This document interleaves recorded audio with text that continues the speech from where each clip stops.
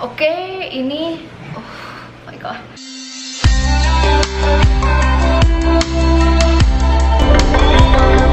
Hi guys, welcome back to my channel. If you're new, hi, I'm Montana. Nice to meet you guys all. Di video kali ini gue bakal berbicara bahasa Indonesia. Ini kayaknya pertama kalinya setelah beberapa bulan gue nggak bikin video seperti ini. Alasan kenapa gue nggak bikin video seperti ini, because waktu itu gue sempat kerja di satu perusahaan, itu kayak pertama full time job gue, dan I kind of like had a mental breakdown because of that job. Dan kayak di job itu bener-bener nggak membuat gue terinspirasi ataupun kreatif. Jadi gue sempet dalam beberapa bulan lalu, I mean like I could share ke kalian. Kalau kalian pengen gue ceritain tentang pengalaman kerja gue dari perusahaan sebelumnya ke perusahaan sekarang, just comment down below. Gue bakal coba untuk membuat video itu. Gue itu benar-benar banyak nge-research kayak apa yang aja harus di-preparein, terus abis itu harus ngerombak resume gue, interview apa aja yang bakal ditanyain. Jadi gue udah preparein semuanya lah guys. Gue juga pengen banget bisa nge-share ini juga ke kalian, soalnya I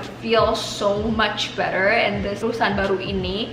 FYI, gue udah gak kerja di perusahaan itu. Gue sekarang kerja di perusahaan baru. Gue kerja di marketing agency sebagai digital marketing coordinator. Dan perusahaan ini tuh perusahaan Amerika dan Kanada. It's kind of like a big company. I really like working there. Dan saat gue pindah dari kerjaan sebelumnya dan kerjaan sekarang, gue ngerasain emang kerja tuh kayak gitu. Soalnya di perusahaan lama gue itu perusahaan startup kecil. Struktur dan organisasi manajemennya tuh gak ada sama sekali.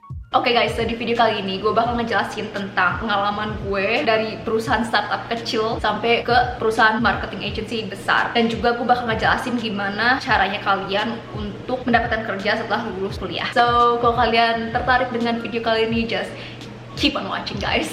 Disclaimer, ini itu cuman based on my own experience. This video is just like sebagai petunjuk untuk kalian, biar kalian tahu gimana prosesnya pada saat ini. I'm not really a good communicator, but I really hope that this video can give you a clear guidance untuk kalian bagaimana cara cari kerja di Kanada. Pertama itu saat lulus kuliah, itu di saat pertama kali banget pandemi, dan bener-bener itu susah banget cari kerja. So banyak banget yang shutdown pada saat itu. Nggak banyak perusahaan yang hiring juga, padahal itu masa-masa orang-orang itu baru graduate college. Biasanya itu kalau misalkan nggak pandemi, dari yang beberapa orang yang gue dengar, katanya kalau misalkan saat lulus kuliah itu banyak banget company yang hiring. Tapi pada saat itu, karena emang pertama kali pandemi itu kayak jarang banget ada perusahaan yang hire. Kalau misalkan ada, perusahaan itu emang nyarinya tuh orang yang bener-bener udah berpengalaman di bidang tersebut. Usually mereka itu mencari orang yang udah ada experience selama setahun. Kalau kalian tuh nggak tahu,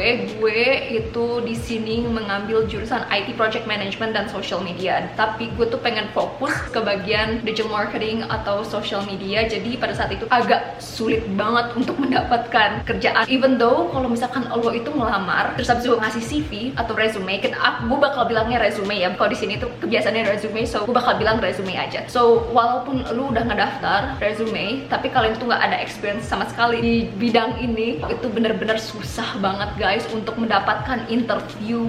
Jadi dari situ gue mulai putar otak gue biar gue bisa dapat kerjaan di Kanada. Karena sebelum gue ke Kanada, gue tuh udah bikin planning apa aja yang harus gue capain di sini, dan I feel like if I don't even fulfill my goals, I would be like so stressed out. Dan pada saat itu gue masih statusnya itu kerja di H&M tapi laid off karena lockdown. Gue itu mikir gue itu harus mendapatkan kerja full time sebelum lockdownnya itu dibuka. Dan gue tuh bener-bener mencari susah payah ngelamar-lamar, nggak ada satupun yang kontak gue buat interview. Dari situ gue mencoba untuk putar otak dan mencari hal-hal yang bisa bikin gue untuk mendapatkan kerjaan. Yang pertama, gue itu mencari kerja either part-time or full-time yang unpaid atau voluntary work. Jadi gue itu sempat volunteer di small marketing agency, kayak bantu-bantu gitu. So yang kedua yang gue lakuin di saat gue do that voluntary work is to find like courses yang gue nggak pelajarin di kuliah yang benar-benar related to my program yaitu marketing. Jadi gue itu benar-benar belajar di LinkedIn Learning atau Udemy tentang digital marketing atau marketing, SEO, and social media content marketing such as that. So di sela-sela gue kerja belajar di Udemy atau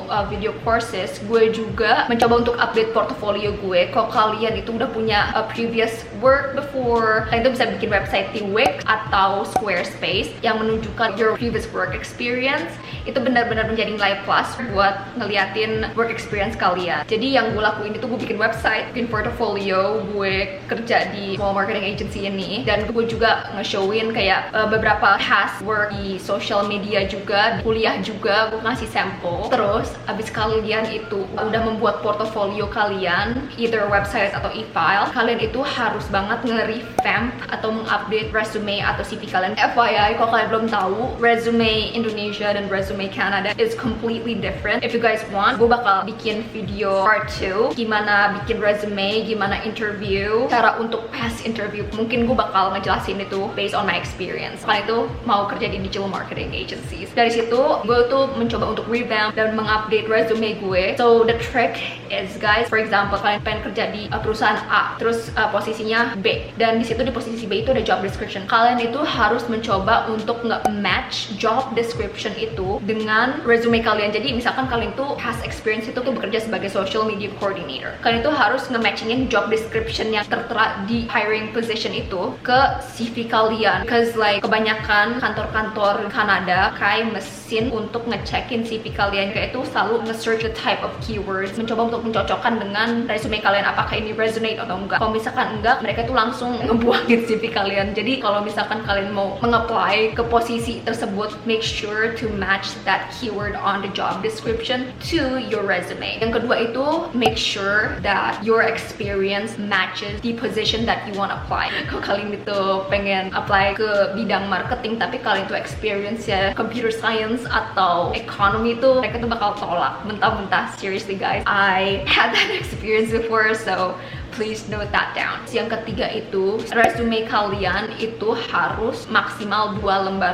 Yang gue jelasin itu cara cari kerja di Kanada itu based on professional job, yang NOC-nya itu 0 atau what professional means is that they require you to have a university degree or college degree. That is what I call professional, bukan yang kayak line cook atau sales associate blah blah blah. If you guys want a professional job, kalian itu bisa cari di LinkedIn, di Indeed, atau di Glassdoor. Ada beberapa juga sih, ada ZipRecruiter juga, tapi yang most reliable itu antara LinkedIn atau Indeed ataupun Glassdoor. So ini cuma sebagai reminder aja, jangan pernah kayak asal apply ke semua pekerjaan, mendingan kalian filters, because I had a bad experience because of that. Kalian tuh emang benar-benar pengen banget dapat kerjaan, tapi kalian tuh harus cekin lah company-nya itu bagus atau enggak, company itu terkenal atau enggak, company-nya itu ada banyak orang yang kerja di sana atau enggak. Kalian tuh harus mencoba untuk ngefilter company mana nih yang kalian pengen banget kerja. Kalau kalian tuh ngeliat di job opening di LinkedIn itu, pertama kalian harus antisipasi kalau misalkan kalian itu tertarik dengan job tersebut. Pertama kalian harus ngeklik profil perusahaannya. Pertama yang kalian harus cek itu berapa lama perusahaannya sudah berdiri. Kedua itu berapa banyak orang yang kerja di situ. Yang ketiga, kalian tuh harus reach out ke orang-orang tersebut. Kayaknya sih menurut gue kalau di Indonesia tuh kayak sungkan banget ya kalau misalkan reach out ke orang-orang yang kerja di situ, tapi kalau di Kanada itu bener-bener harus banget menurut gue. Kenapa? Karena waktu gue kerja di perusahaan pertama gue ngeliat di profil LinkedIn ya, itu ada sekitar 6 atau 7 orang kerja di situ. Hampir 10 lah mungkin orang kerja di situ, tapi gue nggak reach out ke mereka sebelum gue tanda tangan surat kontrak. Seharusnya gue tuh bener-bener reach out ke mereka sebelum gue tanda tangan kontrak. Kenapa? Pada saat gue mulai pertama kali kerja, gue itu cuman berdua sama bos gue dan satu orang yang training gue, which is the one who left perusahaan itu. Akhirnya gue cuman kerja berdua sama bos gue, dan itu benar-benar red flag banget guys. Jadi untuk menghindari situasi yang sama seperti gue saranin kalau kalian itu udah mendapatkan interview, udah ngelakuin interview beberapa kali, dan kalau misalkan kalian tuh udah kayak pasti banget mereka mau ngasih offer, atau enggak interview kedua lah biasanya, kalian tuh benar-benar harus reach out ke orang yang kerja di situ. Apa yang gue lakuin ya, gue selalu nanya kayak, hey, I really like the company and I would like to know what is your experience working there, and you like this kind of position, like I would like to know more about the company and the position. Biar lu tuh tahu, oh dia kerja di situ, berarti ada orang yang kerja di situ. Yang kedua itu, oke, perusahaannya tuh kayak gimana sih? Kayak usually what I ask is like, how is the company or even like the working environment over there? Itu benar-benar crucial banget. Saran gue sih, lu reach out ke orang-orang ini and nanyain pengalaman mereka kerja di sini, apakah pengalaman mereka bagus atau jelek. Kok kalian bisa menilai lu itu pantas kerja di situ atau enggak. Itu rekomendasi dari gue. That is for LinkedIn, tapi kalau misalkan buat Indeed, it's kind of like the same. Emang kalau di Indeed itu agak lebih susah ya guys, karena kalau di LinkedIn itu lu ngeliat kayak profilnya, kayak lu buka Instagram atau Facebook, lu bisa ngeliatin the whole entire thing of the company, even postingnya dan juga orang-orangnya. Tapi di Indeed itu terbatas, cuman kayak lowongan and that's it. Jadi saran gue kalau misalkan kalian apply di Indeed itu bener-bener harus di Google banget perusahaannya, kayak apakah perusahaan ini besar, sedang atau kecil. Make sure kalau misalkan kalian nge-Google social media mereka itu ada, dan juga paling penting sih cek LinkedIn lah atau enggak di website mereka juga apakah legit atau enggak. Di saat kalian nge-research tentang perusahaan ini, make sure that the company that you're interested in is registered in the Canada's business registries. Kalau misalkan emang goal lo di Kanada itu untuk mendapatkan PR, perusahaan yang kalian kerja di Kanada itu harus terregistrasi under this business registries. Kalau misalkan nggak terregistrasi, even though NOC lo itu 0 A atau B, lo itu nggak bisa apply buat PR. Yang paling crucial sih emang cek dulu apakah perusahaan ini terregistrasi di Kanada atau enggak. Yang kedua, kalian do your own research. That is what I personally do. So yeah, that's kind of like a tip for me. Kalau kalian udah nge-research semuanya, kalian itu bisa apply langsung di job openingnya. Click the apply button and then just upload your resume and your cover letter. Biasanya mereka nanya cover letter. Wait for the callback guys. Yang terakhir yang kalian perlu tahu sebelum kalian itu mendapatkan interview, kalian itu harus mempunyai reference letter. Gue itu udah banyak banget interview beberapa kali, dan sebelum gue dapatkan offer, mereka itu selalu nelfon like, hey, we just need 3 reference letter. Pastiin aja lu punya at least 3 reference letter. Lu itu bisa ngasih mereka reference letter dari mantan bos lo atau profesor kampus lo. Jadi kalian itu benar-benar harus mempunyai a good relationship with those people. Soalnya itu mereka itu bakal teleponin gitu si reference itu to make sure whether you're a good employee or not, and they just want to know like how was your experience working in the old company. I think that is it for this video today. Kalau kalian tuh pengen nanya tentang kerja di Kanada atau study di Kanada, feel free to comment down below atau reach out to me on Instagram. Feel free to comment down below konten-konten apa aja yang kalian pengenin supaya gue bisa cover, dan hopefully aja gue bisa deliver it really good. And yeah, if you haven't clicked the bell icon, please click it so you guys can get notification whenever I post a new video. And don't forget to subscribe my channel as well. It's fun, it's free, it's it, so why not? Yeah, thank you guys so much for watching. I hope to see you in my next video. Bye guys!